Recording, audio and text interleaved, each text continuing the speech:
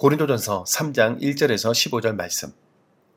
형제들아, 내가 신령한 자들을 대함과 같이 너희에게 말할 수 없어서 육신에 속한 자 곧 그리스도 안에서 어린 아이들을 대함과 같이 하노라. 내가 너희를 젖으로 먹이고 밥으로 아니하였노니 이는 너희가 감당하지 못하였음이거니와 지금도 못하리라. 너희는 아직도 육신에 속한 자로다. 너희 가운데 시기와 분쟁이 있으니 어찌 육신에 속하여 사람을 따라 행함이 아니리요. 어떤 이는 말하되 나는 바울에게라 하고 다른 이는 나는 아볼로에게라 하니 너희가 육의 사람이 아니리요. 그런즉 아볼로는 무엇이며 바울은 무엇이냐? 그들은 주께서 각각 주신 대로 너희로 하여금 믿게 한 사역자들이니라.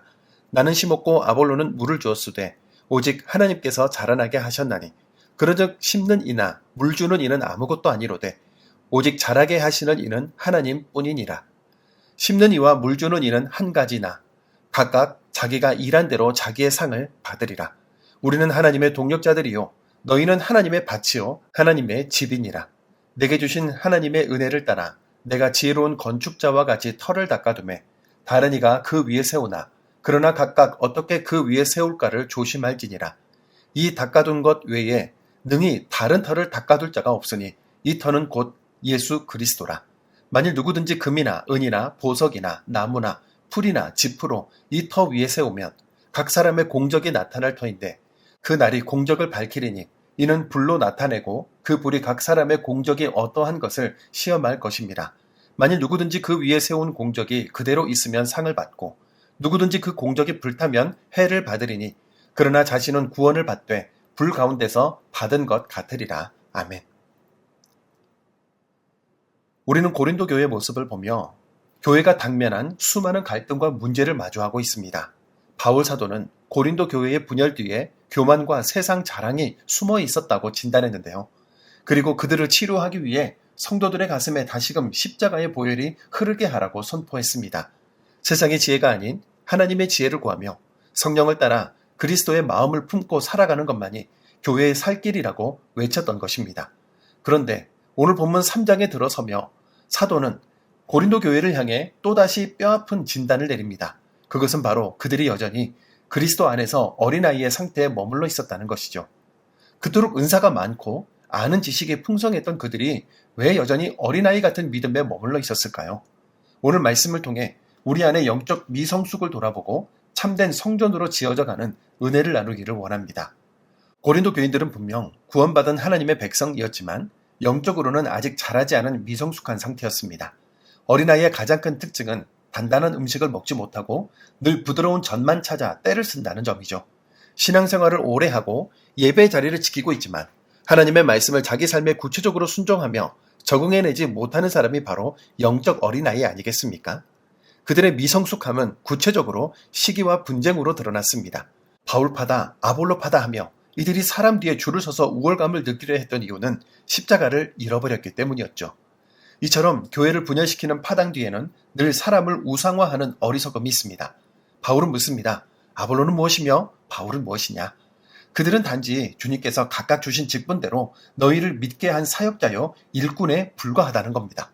씨를 뿌리는 자나 물을 주는 자에게 물론 공로가 있겠지만 오직 자라나게 하시는 하나님과 견줄 수 있겠습니까? 그러므로 우리는 사람의 이름을 자랑하는 어리석음을 멈춰야 합니다.